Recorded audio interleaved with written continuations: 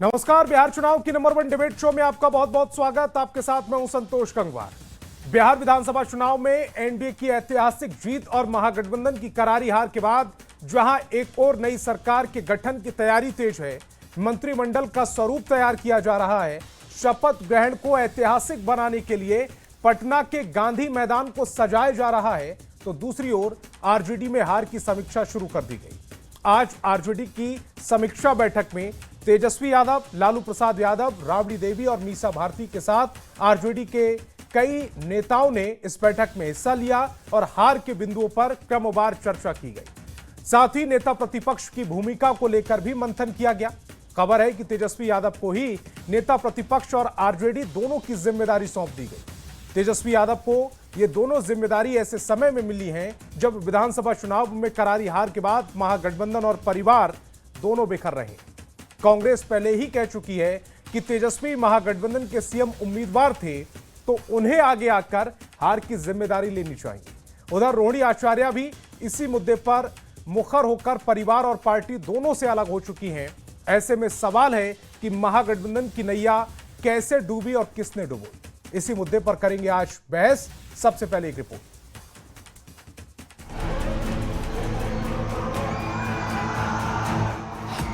महागठबंधन की नैया कैसे डूबी? तो ये 20 साल पुराना खटारा सरकार भी हम लोगों को, जनता को नहीं चाहिए।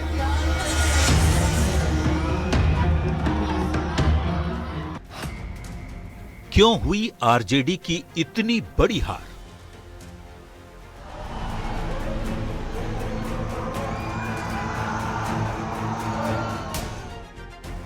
बिहार विधानसभा चुनाव के नतीजे आने के बाद से उठ रहे इन सवालों के बीच पटना में तेजस्वी यादव के एक पोलो रोड स्थित सरकारी बंगले पर आरजेडी की समीक्षा बैठक हुई।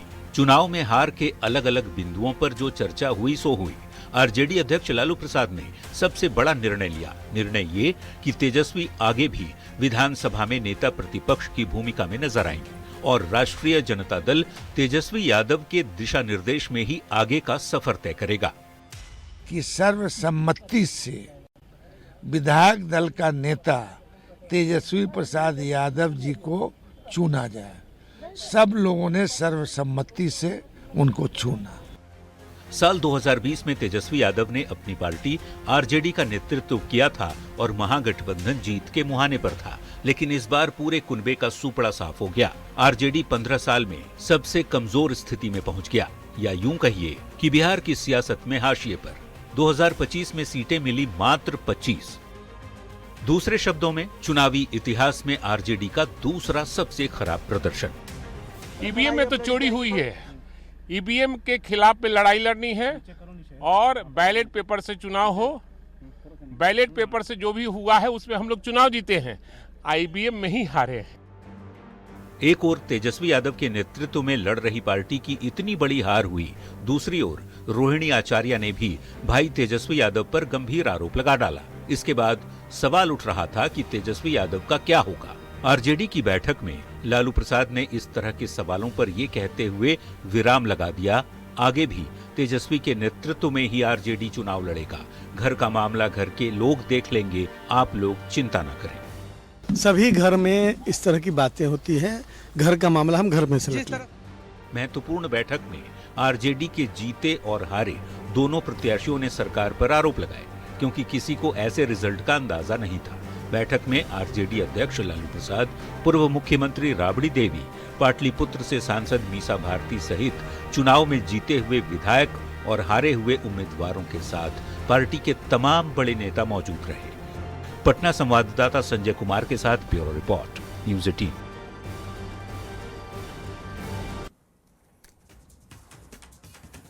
तो चलिए सीधे आज के सवालों पर आते हैं। महागठबंधन की नैया किसने डुबोई? सवाल पूछेंगे ये भी कि महागठबंधन की हार का जिम्मेदार कौन है? आरजेडी का माई समीकरण क्यों ध्वस्त हो गया? सवाल यह भी पूछा जाएगा कि क्या तेजस्वी करारी हार की जिम्मेदारी लेंगे? नेता प्रतिपक्ष की जिम्मेदारी उन्हें दे दी गई है, लेकिन करारी हार की जिम्मेदारी किसके मत्थे होगी, ये अब तक तय नहीं हुआ है। और सवाल यह भी पूछा जाएगा कि रणनीति बनाने में कहां पर महागठबंधन में चूक हो गई। मेहमानों से आपका परिचय कराते हैं। सत्ता पक्ष से हमारे साथ जेडीयू से डॉक्टर मधुरेंदु पांडे और बीजेपी से नीरज कुमार जी जुड़ रहे हैं, तो वहीं विपक्ष से कांग्रेस से शिशिर कौंडिल और आरजेडी से चितरंजन गगन जी जुड़ रहे हैं। इसके अलावा वरिष्ठ पत्रकार बन बिहारी जी भी इस डिबेट का हिस्सा हैं। सभी मेहमानों का बहुत बहुत स्वागत। मेरा पहला सवाल चितरंजन जी आपसे, बिहार चुनाव में आरजेडी की करारी हार हुई और आज उसकी समीक्षा की गई, हार की जिम्मेदारी किसने ली है? देखिए संतोष जी, निश्चित रूप से इस चुनाव में सीट हमें कम मिला है, लेकिन वोट हमारा बढ़ा है 2020 की तुलना में भी, और परसेंटेज भी 2020 से वही परसेंटेज, लगभग वही परसेंटेज रहा है। और ये हम दावे के साथ कह सकते हैं कि यह हार जो है, यह सिस्टम ने हमें हराया। जनादेश में हम नहीं हारे। हाँ। सिस्टम के शिकार हम हो गए। सिस्टम कौन सा वाला? महागठबंधन के अंदर वाला सिस्टम, आरजेडी के अंदर वाला सिस्टम, कौन सा सिस्टम? ये तो बड़ा मजेदार बात कर रहे हैं आप। नहीं, अंदर वाला किस सिस्टम की बात कर रहे हैं? अंदर वाला सिस्टम तो मैंने बताया कि वोट हमारा बढ़ा, और 1-2 लाख नहीं, लगभग 18 लाख से ऊपर मेरा वोट बढ़ा है। तो अगर सिस्टम में, अंदर के सिस्टम में गड़बड़ी रहती तो यह 18 लाख वोट नहीं बढ़ता। यह जो है तो सिस्टम, इसमें चुनाव आयोग से लेकर और पूरा प्रशासनिक व्यवस्था जो है वह हमारे खिलाफ थी। जब ईवीएम, जब प्रशासन आपके खिलाफ था, ईवीएम आपके खिलाफ थी, व्यवस्था आपके खिलाफ थी, तो आपका वोट परसेंटेज कैसे बढ़ा और कांग्रेस का धड़ाम कैसे हो गया? नहीं, मैं वही कह रहा हूं कि अगर जो है सो वह, अगर जो उसमें बेईमानी नहीं की जाती तो रिजल्ट जस्ट रिवर्स होता। तो आपके साथ बेईमानी नहीं की और कांग्रेस के साथ, वीआईपी के साथ बेईमानी कर गए, यानी आपका वोट परसेंटेज उतना ही छोड़ दिया, बाकी इनका वोट परसेंटेज गिरा दिया। आपका वोट परसेंटेज 18 लाख बढ़ गया, इनका सबका छीन लिया वोट परसेंटेज इस सिस्टम ने। अगर सिस्टम का सुनिए संतोष जी, जवाब भी सुन लीजिए। अगर सिस्टम का जो विश्लेषण कीजिएगा तो किस ढंग से सेटिंग से हुआ है, तो महागठबंधन के अंदर मतभेद पैदा हो, जब सेटिंग से सब करना है तो कुछ भी किया जा सकता है। किसको हराना है, किसको जिताना है, एक साथ 1-2 नहीं, 1 दर्जन से ऊपर ऐसे जीते हुए उम्मीदवार हैं जिनको बराबर वोट आया है। 1,22,000 वोट आया है। अब कहिए कि यह जो इत्तेफाक है, इसको कहिए कि इत्तेफाक है वोट। तो आप सुप्रीम कोर्ट क्यों नहीं चले जा रहे? है कि टोटल वोट इतना है। अगर आपको ऑब्जेक्शन है, आपको लग रहा कि चुनाव में धांधली हो गई, आपके साथ नाइंसाफी हो गई, तो सुप्रीम कोर्ट क्यों नहीं जा रहे? समीक्षा भी आप 2-3 दिन बाद ही कर पा रहे हैं। नहीं संतोष जी, अभी तो जो रिजल्ट निकला है, हम सारे प्रमाण कलेक्ट कर रहे हैं और जाएंगे। शिशिर जी के पास जा रहा हूं, शिशिर जी के पास जा रहा। शिशिर जी, मेरे साथ असितनाथ तिवारी जी थे आपसे पहले डिबेट करने के लिए चुनाव के तुरंत बाद। उन्होंने बड़ा साफ गोई के साथ यह स्वीकार किया था कि कांग्रेस का जो वर्कर है, महागठबंधन का जो वर्कर है, वो ग्राउंड लेवल पर उतना एक्टिव नहीं था। हम जो मैनिफेस्टो में लेकर आ रहे थे जनता के लिए, वो हमारे जो जनता थी ग्राउंड लेवल पर, उनको जानकारी नहीं थी। और उन्होंने बहुत साफ गोई से यह कहा था कि जो महागठबंधन का चेहरा था उसको यह हार की जिम्मेदारी लेनी चाहिए। आपकी टिप्पणी, तेजस्वी यादव को हार की जिम्मेदारी लेनी चाहिए। देखिए दरअसल क्या है संतोष जी की, देखिए सबसे पहले तो मैं आपको बताऊं संतोष जी कि जो भी मैंडेट आया है, बिहार की जनता ने जो भी जनादेश दिया है, वो उस जनादेश का हम सम्मान करते हैं कांग्रेस पार्टी की ओर से। दूसरी बात ये कि बहुत सारी चीज़ों पे समीक्षा की गुंजाइश होती है, और बहुत सारी जब हार होती है तो बहुत सारे विषय उठते हैं, कमी कहाँ रह गई। हमको याद है वाजपेयी जी का चुनाव जब हुआ था, वो मुझे लगता है 2002 में, जब वो 2004 में जब वो चुनाव हारे थे, तो वहाँ पे भी एक, हाँ 2004 में, तो वो जो है वहाँ पे एक उनके पार्टी के लीडर बीबीसी पे इंटरव्यू दे रहे थे। उन्होंने ये कहा था कि हम इस बात की समीक्षा करेंगे कि हमारे प्रचार में कहाँ कमी रह गई थी। विषय क्या है कि हम लोग जिस विषय पे बात कर रहे हैं, आज नहीं डे वन से बात कर रहे हैं, उन तमाम चीजों पे देखिए कांग्रेस पार्टी, सबसे पहले तो मैं एक चीज और स्पष्ट कर दूं संतोष जी कि कांग्रेस पार्टी सत्ता की राजनीति तो करती है, लेकिन केवल और केवल सत्ता की राजनीति नहीं करती, वो जन सरोकार की बात करती है, जन सरोकार की राजनीति करती है। और कुल मिलाकर के अगर हमें मैंडेट नहीं आया तो हम जो है वो विपक्ष में बैठेंगे और जन सरोकार के मुद्दे जो हैं वो सड़क से लेकर के सदन तक उठाते रहेंगे। लेकिन जो मेरा सवाल दूसरा था, जो सबसे बड़ी मेरा बात सवाल ये था कि इस हार की हम लोग जिम्मेदारी तो अभी किसी अभी की चितरंजन बनेगी, गगन कोई जी तो ने आगे कहा, बढ़कर कहेगा कि ये हार की जिम्मेदारी मेरी है। मैं सुन लिया जाने जरा, मैं जो कह रहा था हाँ।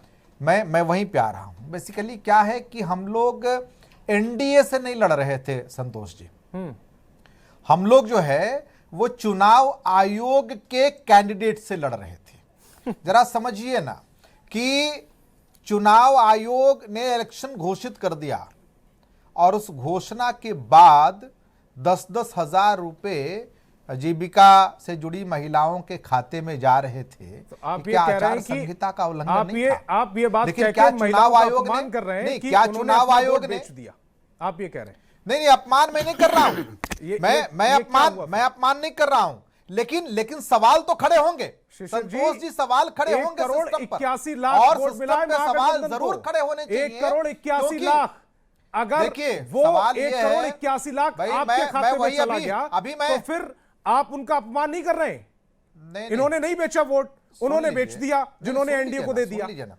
सवाल ये नहीं है कि कब गया और क्या गया। आप अगर घूस देंगे और चुनाव के ठीक पहले घूस देंगे, आप यही तो कह रहे हैं इनडायरेक्टली वे में कि इन्होंने घूस दी और उन्होंने घूस लेके इनको वोट दे दिया।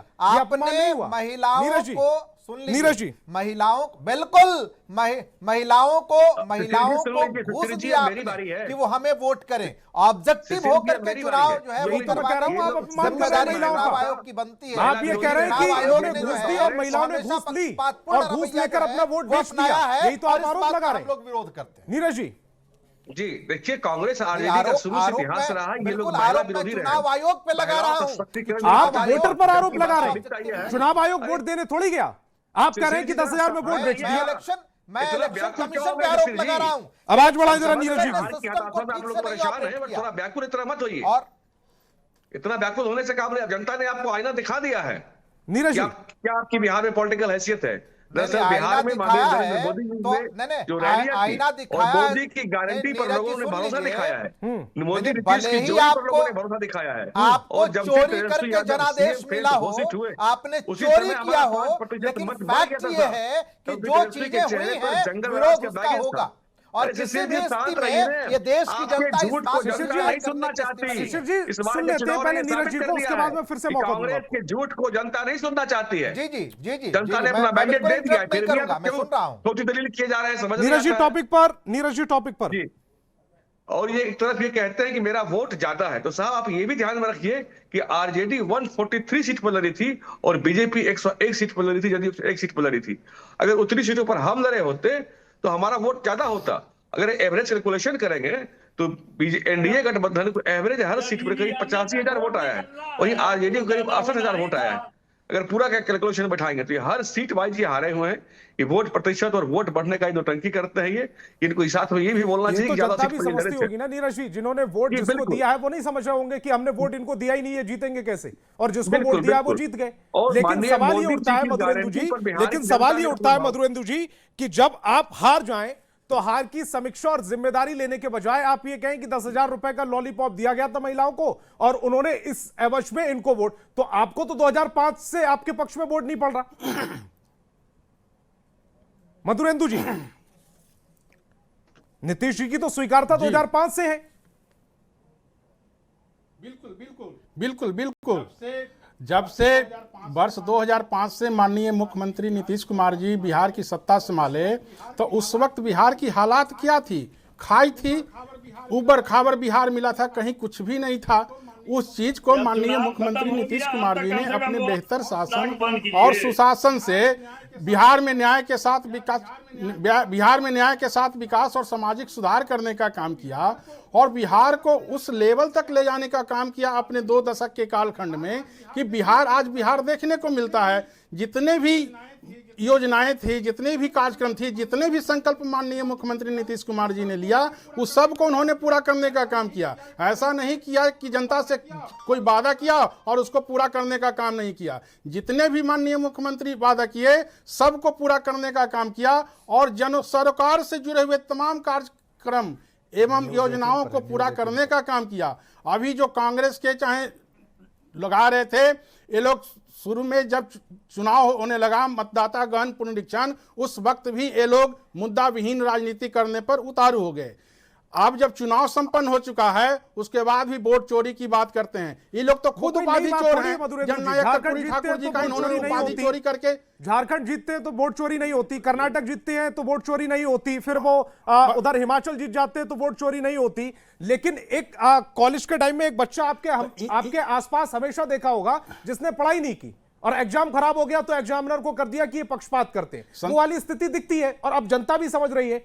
मैं बन बिहारी जी की तरफ जा रहा हूं। बन बिहारी जी, जो वोटर आरजेडी और कांग्रेस को वोट दिया वो नहीं बिका, 10,000 में वो बिक गया जिसने एनडीए में वोट दिया। ये अपमान नहीं है वोटर का? आप ये कह रहे हैं कि 10,000 में आपने वोट खरीद लिया, यानी जो वोट देने वाला है वो अगली बार भी आपके बारे में क्यों सोचे जब आप आरोप लगा रहे हैं? और झारखंड में वो वोटर नहीं बिका, वो बिहार में आकर बिक गया। देखिए, जो मुख्यमंत्री नीतीश कुमार की जो योजना थी महिलाओं को प्रोत्साहन हेतु उद्यम के लिए, मुख्यमंत्री उद्यम योजना के तहत जो 10-10 हज़ार रुपये भेजे गए अकाउंट में, वह किसी खास वर्ग के लिए नहीं था, ये पूरे बिहार के महिलाओं के लिए था। यह राशि जो भी जीविका से रजिस्टर्ड थी सबको मिला। तो ये 10,000 रुपया लेकर वोट बेचने वाली बात तो बिल्कुल ही मतलब स्वीकार नहीं की जा सकती है। दूसरी बात कि देखिए, महागठबंधन की स्ट्रैटेजी शुरू से कमजोर रही, जिस चलते महागठबंधन की इस तरह से हार हुई है। महागठबंधन के दलों में आपसी समन्वय का अभाव चुनाव के प्रथम चरण के एक दिन पूर्व तक देखने को मिला। कांग्रेस पार्टी 60 सीट लेकर, जिस प्रकार कांग्रेस पार्टी के ही नेता तथा कार्यकर्ता पटना में प्रेस कॉन्फ्रेंस करने से लेकर धरना तक में सदाकत आश्रम जो पार्टी कार्यालय है वहां बैठ गए, इससे पूरे बिहार में मैसेज गया कि कांग्रेस पार्टी की ओर से कमजोर उम्मीदवारों का चयन किया गया है। वहीं दूसरी तरफ मुकेश सहनी की पार्टी वीआईपी को अंत तक उलझाए रखा गया। लास्ट में सीटें मिली और वीआईपी के पास भी कोई अपनी चुनाव को लेकर कोई स्ट्रैटेजी नहीं थी, कोई रूपरेखा नहीं थी। प्रत्याशी के चयन भी आनंद फानंद में किया गया। तो निश्चित तौर पर जब बिहार आरजेडी पर तो खुलेआम सड़क पर आरोप लगाते हुए जो इनके पूर्व विधायक थे वो देखे गए थे और उन्होंने कहा था कि 25 सीटों पर आप सिमट जाइएगा। नहीं, आरजेडी के पास टिकट के दावेदार बहुत ज्यादा थे और हर बार जब आरजेडी टिकट वितरण होता है तो विक्षुब्ध लोग सड़क पर उतरते ही हैं। लेकिन आरजेडी के जो टिकट बांटा, कांग्रेस और वीआईपी ने जो टिकट बांटा, वाम दलों ने जो टिकट बांटा, ये इस प्रक्रिया में इतना विलंब हुआ तथा इतनी सारी इस विवादित तथ्य सामने आ गए। सीएम उम्मीदवार देरी से उन्होंने उतारा, मैनिफेस्टो इनका देरी से आया, इनका टिकट बंटवारे में कंफ्यूजन रहा, 12 सीटों पर इन्होंने फ्रेंडली फाइट की। ये सारे तो मुद्दे मुंह जबानी जनता को याद है। नहीं, आम वोटर तक ये मैसेज कन्वे चला गया कि महागठबंधन की स्थिति चुनाव में मजबूत नहीं रहेगी और निश्चित तौर पर एनडीए अपने इस कार्य योजना में सफल हो गई। एनडीए बहुत ठीक है। मैं चित्ररंजन जी की तरफ जा रहा हूं, चित्ररंजन जी की तरफ जा रहा हूं। चित्ररंजन जी, एक आरोप यह भी लग रहा है और आपकी तरफ से एक कांग्रेस पर आरोप लगाया जा रहा है कि राहुल गांधी सिर्फ 13 रैली करने के लिए बिहार में आते हैं। प्रधानमंत्री नरेंद्र मोदी 20 रैली करते हैं, 2 रोड शो करते हैं। नीतीश कुमार 84 रैली करते हैं, 11 रोड शो करते हैं। अमित शाह 38 रैली करते हैं, 1 रोड शो करते हैं। चिराग पासवान 186 रैली करते हैं। राहुल गांधी सिर्फ 13, प्रियंका गांधी 8, खड़गे साहब 4, यहां तक कि योगी आदित्यनाथ 34 रैलियां कर जाते हैं। तो आरोप तो यह भी लग रहा है कि राहुल गांधी की जो निष्प्रभावता थी या निष्क्रियता थी उसकी वजह से आप हार गए। संतोष जी सवाल बहुत खड़ा कर देते हैं और जो समय कम देते हैं। पहली बात, आप इतना सवाल खड़ा किए, एक सवाल का मैं केवल जवाब दे रहा हूँ। आपने कहा मैनिफेस्टो लेट से जारी हुआ महागठबंधन का, बिल्कुल गलत आप कर रहे हैं, गलत नैरेटिव आप सेट कर रहे हैं। महागठबंधन का मैनिफेस्टो पहले जारी हुआ, बजाते से एक एक बिंदु पर हुआ, लेकिन मात्र जो है सो 1 मिनट भी नहीं, मात्र 40 सेकंड में जो है सो एनडीए का मैनिफेस्टो जारी हुआ। एक भी नेता एक शब्द नहीं बोले। उनको शब्द बोलने की जरूरत ही नहीं थी, वो रैली कर रहे थे, लगातार मैनिफेस्टो की बातें कर रहे थे, जो उनके मैनिफेस्टो में था वो लागू कर चुके थे। वो नहीं, सवाल खड़ा कीजिए, ऐसे पक्षपात नहीं कीजिए। उनके मैनिफेस्टो में जो था उसकी स्वीकारता जनता में पहले चली गई थी। यह डिबेट का तरीका नहीं है, यह डिबेट का तरीका नहीं है। आप जो है सो अब मुझ पर क्यों गुस्सा हो रहे हैं? अपनी हार की खींच मुझ पर क्यों उतार रहे हैं? नहीं, मुझ पे गुस्सा होने से आपको क्या फायदा मिलेगा बताइएगा? अब 5 साल तो कोई फायदा मिलता दिख नहीं रहा मुझे। आपने तो देखिए, आप बुझाइए नहीं, अब समय बर्बाद नहीं कीजिए। मैंने कहा कि जो है सो आप कहे कि महिला का अपमान का बात कहां से हो रहा है? जब आप किसी पर कहिएगा कि पैसा लेकर वोट बेच दिया तो ये अपमान नहीं है क्या? उसे बंद कर दिया गया चुनाव के समय में। हाँ। यह नहीं होगा। 6 राज्यों में 10 ऐसी योजनाएं हैं जिसको कि पहले से लागू था और उसको चुनाव आयोग ने रोक दिया। चुनाव आचार संहिता में है कि आप मतदाता को घर से नहीं ला सकते हैं, ट्रेन में भर के आप दूसरे राज्यों से यहाँ पर आप जो भेजे हैं मतदाताओं के, आप कह रहे हैं कि इलेक्शन जो वोटर आए थे उनसे ये पूछा गया था, कोई एक व्यक्ति आपने लाकर खड़ा किया कि उससे पूछा गया कि आप आरजेडी के आपको नहीं लेकर जाएंगे ट्रेन में, आप बीजेपी के, चलिए आपका टिकट हम करके देते हैं, कांग्रेस का इसको यही उतार दो, और जेडीयू का है इसको बिठाओ वीआईपी सीट पर। कोई मिला आपको? यह जवाब नहीं है। किसी भी मतदाता को आप अगर ला रहे हैं, सरकार के पैसे पर आप ला रहे हैं, अब उसको पैसा अगर वोट प्रतिशत बढ़ाना था बिहार में और ये अच्छी पहल की जा रही थी कि मतदाता आए अपना पसंदीदा कैंडिडेट चुन ले, इसमें आरजेडी बीजेपी इसका कोई ऑप्शन थोड़ी दिया गया था। लेकिन सरकारी खर्च पे किन्हीं को लाया गया है। नीरज जी ईमानदारी बरतिए। हम लोग बिहार के बाहर जाकर के मतदाताओं को लाने की प्रेरित किए उनको कि आप छठ में बिहार आइए, बिहार की संस्कृति से जुड़िए, लेकिन पैसे का एक पैसे का कहीं सबूत दे दे कि पैसे से उनको लाया गया है, उनको किराया दिया गया है। ये सिर्फ और सिर्फ झूठ और बहन की राजनीति करते हैं और इसीलिए जनता इनसे त्रस्त हुई और इनको इस तरह का प्रचंड हार का सामना करना पड़ा। इनका 22 समीकरण भी दरक गया। तेजस्वी यादव दरअसल जिनको ड्राइविंग करने के लायक तेजस्वी यादव नेता प्रतिपक्ष लालू ने घोषणा किया, लेकिन मैं समझता हूं कि तेजस्वी यादव में क्षमता ही नहीं है कि वो आरजेडी को चला सके। अगर सलाहकार पर आरोप लगता है, अगर सलाहकार के बस में है तब तो और बुरी बात है। और खुद से अगर ऐसे निर्णय करते हैं टिकट बेच कर देंगे तो क्या असर होगा साहब? तो टिकट खरीद कर आपकी पार्टी से विधायक लड़ेगा, क्या उसका असर होगा? इनको जन सरोकार से, जन भावना से कोई इनको मतलब नहीं रहता। और एनडीए की एक एक बात जो जन सरोकार से जुड़ी थी, जनता के दिलों को टच करती थी, और इनके विषय में लोगों ने जान लिया कि झूठ बोलने वाले हैं, फ्रेम करने वाले हैं, और जंगल राज की आहट तो आने ही लगी थी। किस तरह के गाने बजने लगे थे, कट्टा हटा ले, उठा ले घर से, बने थे भैया के मुख्यमंत्री गोली मार दे, किस किस तरह के गाने गाने लगे थे ये लोग। तो जंगल राज की आहट आनी शुरू हो गई थी। बिहार की जनता को लगा कि गलती से भी कहीं राज्य सत्ता में आ गई तो फिर से बिहार में वही पुराना जंगल राज आ जाएगा। शिशिर जी को जरा स्क्रीन पर लेकर आए। शिशिर जी, एक और बड़ा महत्वपूर्ण टॉपिक था जो आपके ही कई नेताओं ने कहा। एक तो आपने सीएम उम्मीदवार देरी से उतारा, यानी कि तेजस्वी यादव पर पूर्णतया सहमति नहीं थी कांग्रेस की, उसको स्वीकार भी कर लिया, लेकिन डिप्टी सीएम मुकेश सैनी जबरदस्ती थोप दिया गया और वो चेहरा थोपने के बाद महागठबंधन को नुकसान हुआ। संतोष जी, आप भाजपा का लेबल लगा लीजिए, भाजपा के लेबल लगा लीजिए, तकलीफ होगा हमारी बातों से। चित्रंजन जी, कोई बात नहीं, अगले 5 साल यही सब सुनना है आपसे, आप नाराज क्यों हो जाते हैं? ठीक है, आराम से पानी पीजिएगा, आराम से पानी पीजिएगा। ये हार की खींच मुझ पर उतारने से कोई फायदा नहीं होगा आपको। मैं शिशिर जी के समय पर भी आप लगातार बोल रहे हैं, पहले आराम से पानी पीजिएगा। नोटिस नहीं लेते हैं शिशिर जी जनता के सामने बेनकाब कर देंगे आपको हम। संतोष जी, मैं ये कह रहा था कि जिस सवाल को आपने पूछा है उसका कोई इम्पैक्ट जो है वो जनता पे नहीं था। ये मुख्यमंत्री पहले घोषित हों, डिप्टी सीएम पहले घोषित हो, ये जनता के बीच में इश्यूज नहीं रहा। और अगर मान लिया कि हमारे इश्यूज पे जनता नहीं आई, हमें मैंडेट जनता ने नहीं दिया, तो हम विपक्ष की भूमिका निभाएंगे और यह कहते हुए निभाएंगे संतोष जी कि क्या हार में क्या जीत में किंचित नहीं भयभीत में, कर्तव्य पथ पर जो मिला यह भी सही वह भी सही।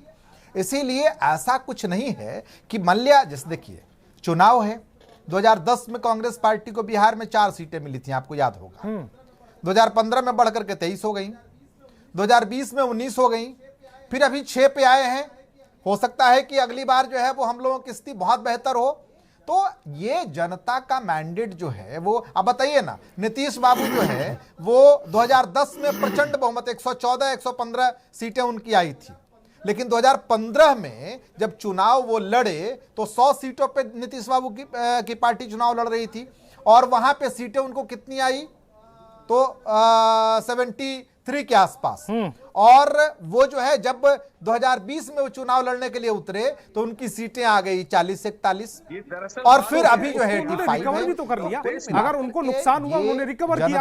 आपसे भी उम्मीद कर रहे हैं कि आप रिकवर कीजिएगा, लेकिन आप जब बहाना बनाने लगते हैं कि झारखंड में आपकी जीत हुई वो ठीक हुई, लेकिन बिहार में आपकी जीत हो गई तो वो वोट चोरी हो गई या फिर प्रशासन ने आपको हरा दिया, ये ठीक नहीं है ना। देखिए जो सवाल नहीं, जो संतोष जी, मैं एक लाइन नहीं, संतोष जी, मैं एक लाइन आपको बताना चाहूंगा कि बेसिकली अगर बिहार चुनाव के मुहाने पे है, और नहीं, सुन लीजिए ना, बिहार चुनाव के मुहाने पे है, और उस समय भाई आप 5 वर्षों से सत्ता में थे, पहले भी तो ये स्कीम्स आप लागू कर सकते थे।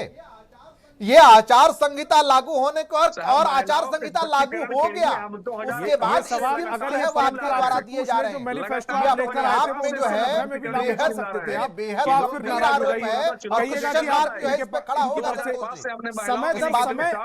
समय दर समय की डिमांड होती है और वो स्कीम्स आती हैं। जो 2005 में ये स्कीम्स लेकर आए उन पर काम कर लिया, तो 2010 में नई स्कीम्स आई, 2015 में नई स्कीम्स आई, 2020 में नई स्कीम्स आई, 2025 में नई स्कीम्स। चुनाव के वक्त आचार संहिता लागू होने के बाद क्या वो जो है वो इस प्रकार से स्कीम्स को लागू करेंगे? उसका आचार संहिता लागू होने से पहले जो हुआ था, इसका मतलब कि आपकी नीयत में खोट है। ठीक है मधुरेंदु जी, जवाब दीजिएगा। सर सुन लीजिए, आपकी नीयत में खोट है, मेरे पास और इलेक्शन कमीशन जो है वो आपको इस बात की इजाजत दे रहा है। इलेक्शन कमीशन का साउंड को कम कीजिए थोड़ा।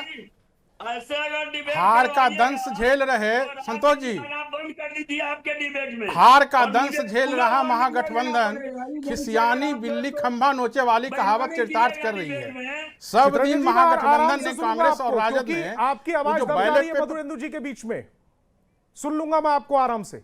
मधुरेंदु जी,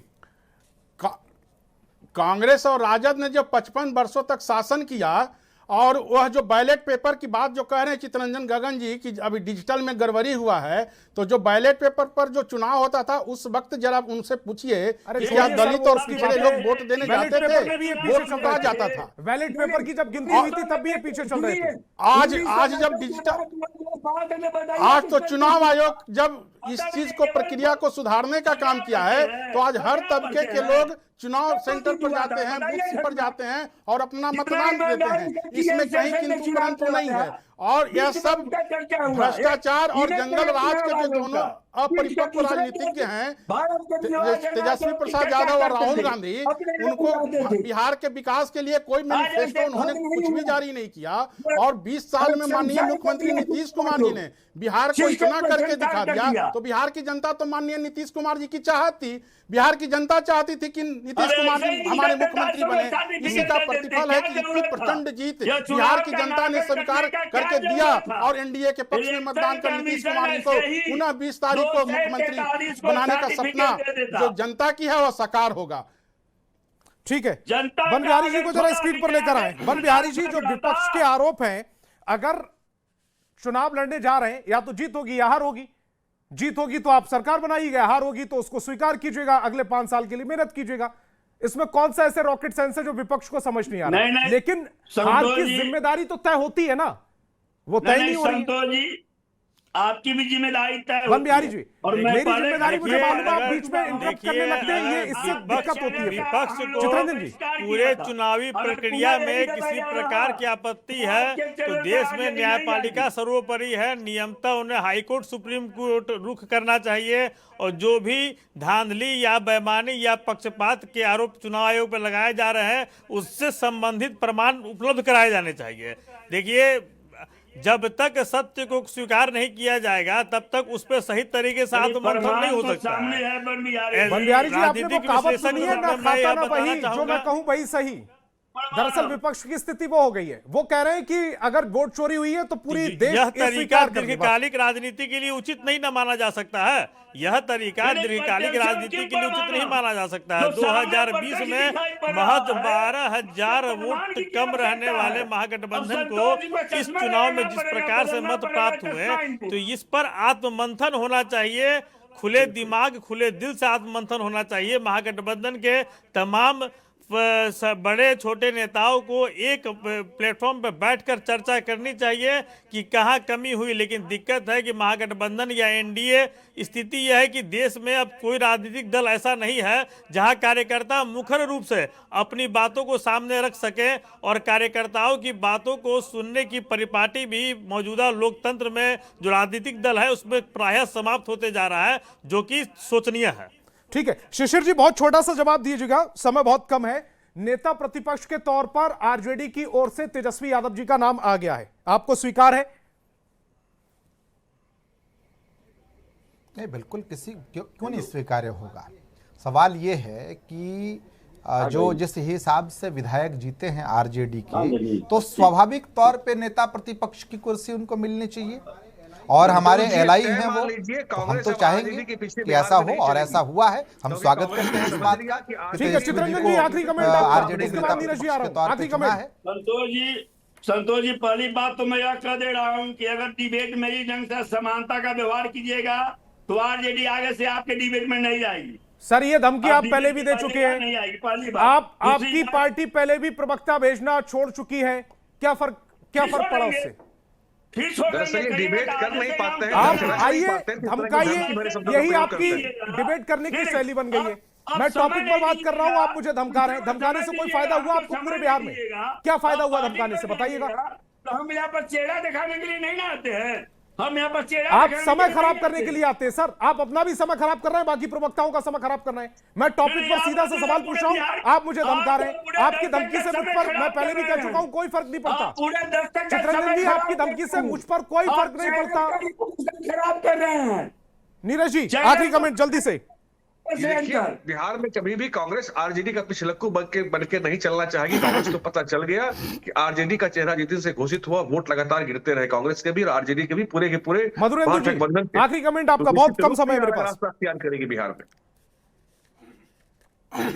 जी, बिहार की आवाम ने जो अपना जनादेश दिया है, वह माननीय मुख्यमंत्री नीतीश कुमार जी के चेहरों को देखते हुए और प्रधानमंत्री नरेंद्र मोदी जी के चेहरों को देखते हुए एनडीए को प्रचंड बहुमत देने का काम किया है। और आपकी सरकार के गठन की तैयारी भी बहुत तेजी से चल रही है। इसके लिए आपकी नई सरकार के गठन की जो तैयारी चल रही है उसमें कामयाबी मिले, ऐसी शुभकामनाएं मेरी। फिलहाल इस डिबेट को यहीं रोकना पड़ेगा। तमाम मेहमान मेरे साथ जुड़े, आपका बहुत बहुत शुक्रिया।